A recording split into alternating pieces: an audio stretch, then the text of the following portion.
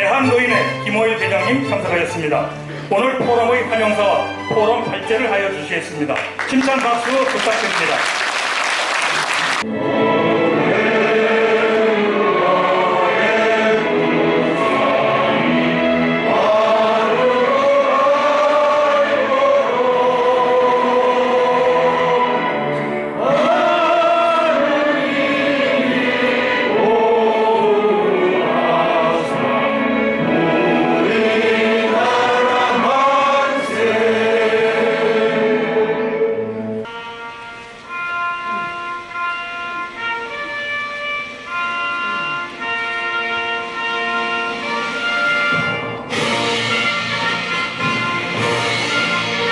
나는 자랑스러운 태극기야.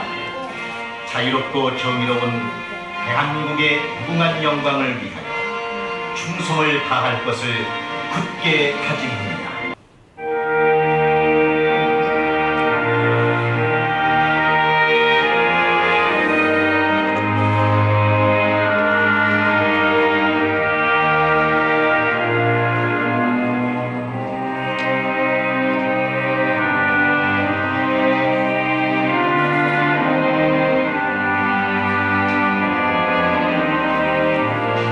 옛날에는 애를 많이 낳는다고 둘만 낳으라고 예비군 훈련도 정관 수술하면 면제를 해주고 난리를 꾸몄는데 지금은 애를 안 낳아가지고 인구가 감소가 돼가지고 걱정이 태산 같습니다.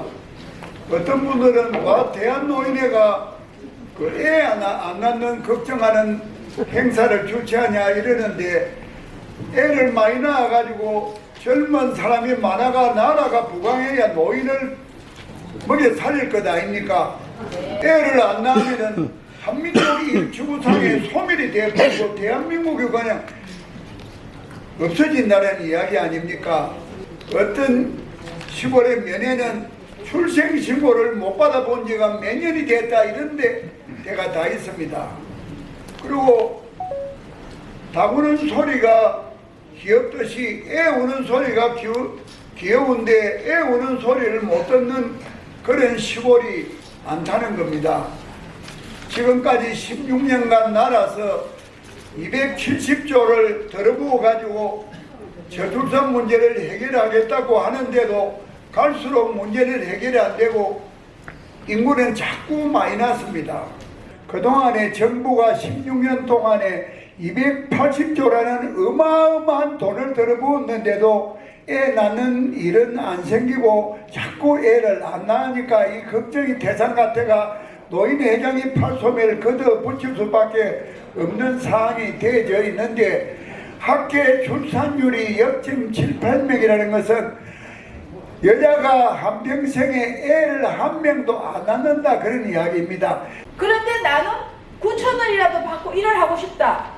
이 사람들 일자리가 싹 없어지는 거예요. 왜 우리나라가 어떻게 되냐? 시급 9,000원짜리 업종은 다 망하게 돼 있는 거예요.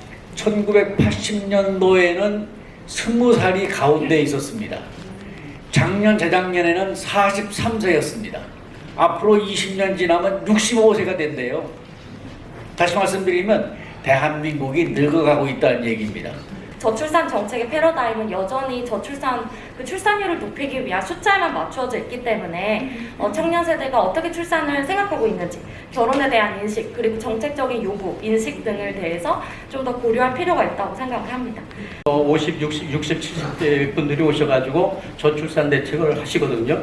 근데 뭐 역지사지 한다 하지만은 그래도 MZ세대 관점에서 분석하고 해법을 지시해보는 노력이 필요하다. 그런 어떤 문제인식을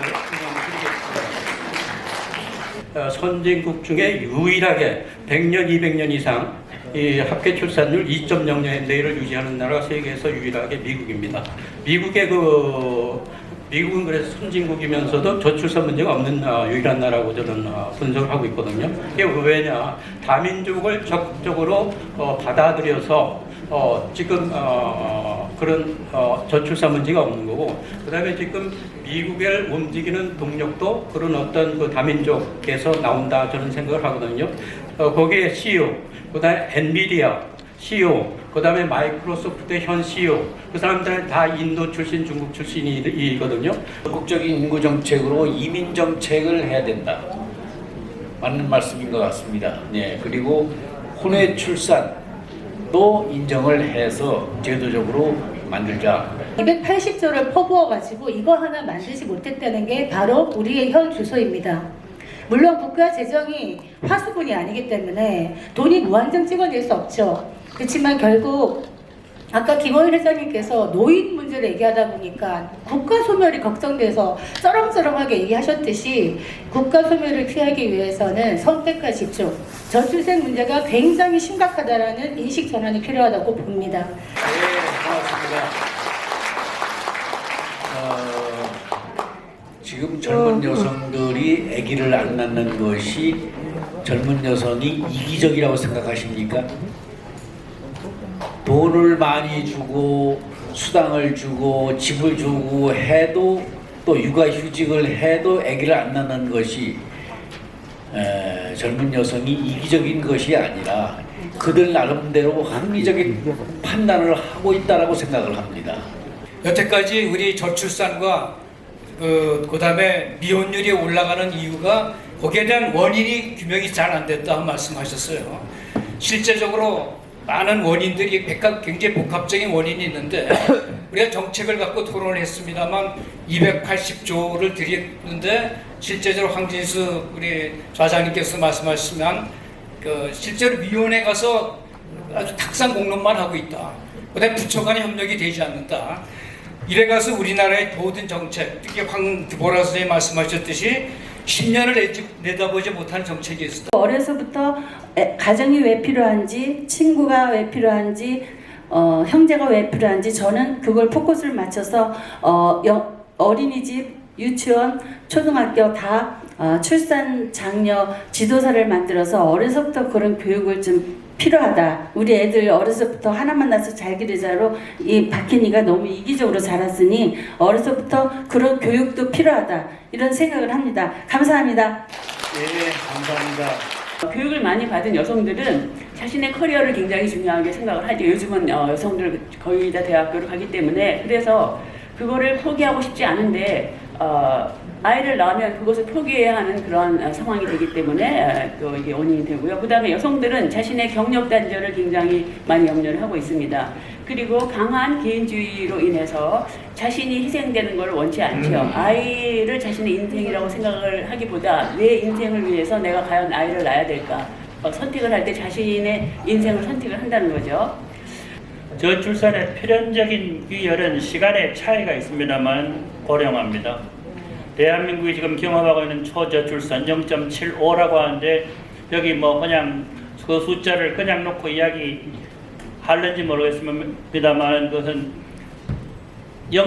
첫 아이를 낳는 사람이 전체 여성들 중에 반밖에 안 된다는 이야기고 그 반 중에 반이 둘째 아이를 낳는다는 이야기입니다. 대한민국에 이 세상에 태어나서 후세를 남기지 않고 가는 사람들이 절반이라는 이야기 0.75라는 여성들이 왜 애를 안 낳는지 그거를 정말 원인을 정말 잘 분석을 해야 된다고 생각합니다. 노인봉사단 나래 영상팀으로 나왔습니다만은 출생 후에 아이를 보육하는 데 있어서 보육과 교육을 즐겁게 행할 수 있는 소위 국가 책임 타가소랄지 뭐 명칭은 정할 수 있겠습니다만 그런 기관을 국가가 책임지고 운영하는 방안을 한번 연구해 보십사 하고 제안을 드립니다.